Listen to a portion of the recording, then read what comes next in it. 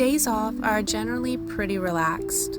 We don't really do anything by the clock other than making sure we're parked for the night by sunset. Most of our spots are just outside of town, so we don't draw a lot of unwanted attention either.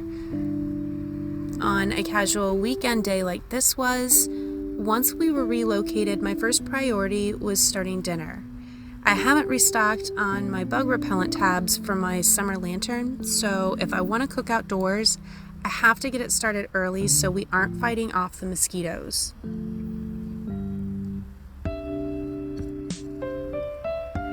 I've got this sped up for y'all, but the reality of this lifestyle is that it takes nearly an hour to cook a meal from scratch. When you have a minimalist setup like I do, nothing is easy. I mean, don't get me wrong. I'm always down for a quick 5-minute meal with rice or ramen noodles. But on weekends, I rather enjoy the luxury of a longer process. I'll take the time to work with more raw veggies or make a sauce that has 12 different ingredients. All the while, I know that I have all morning the next day to worry about all the dishes.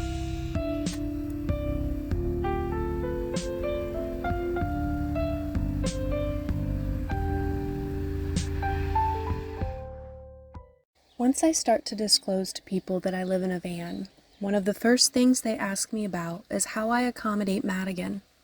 It seems to be an ongoing theory amongst people not in the nomad community that van life is somehow unfair or hard to the average animal. My response to this is simple.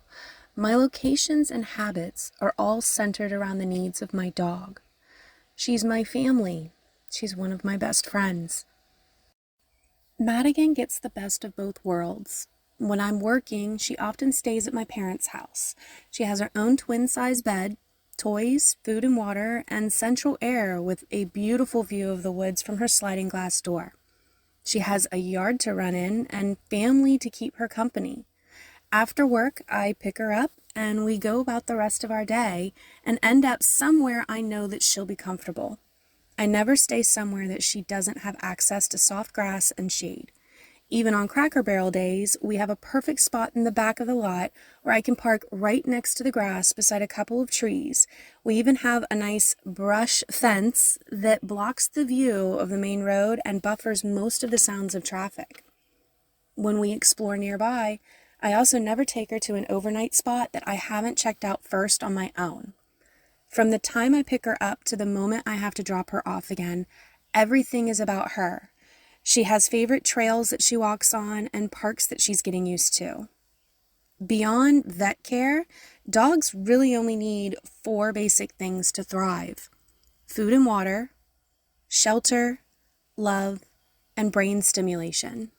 Nomad dogs gain so much more in the ways of experiences with new things to get their noses going and engage in curiosity.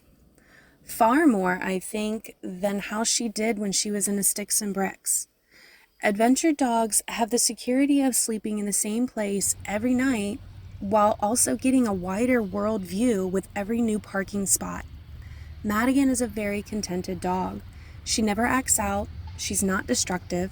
She expresses excitement every time I say home, and she races to the van. She respects my boundaries, especially when I'm eating. She doesn't steal food. She doesn't trash dig.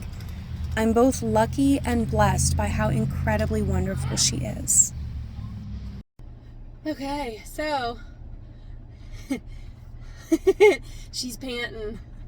We had a long afternoon at the park, but we just got to our spot for the night, and it is pleasantly shaded. And yeah, that's so pretty. That's what we get to look at all night. Yay. It's so peaceful right now.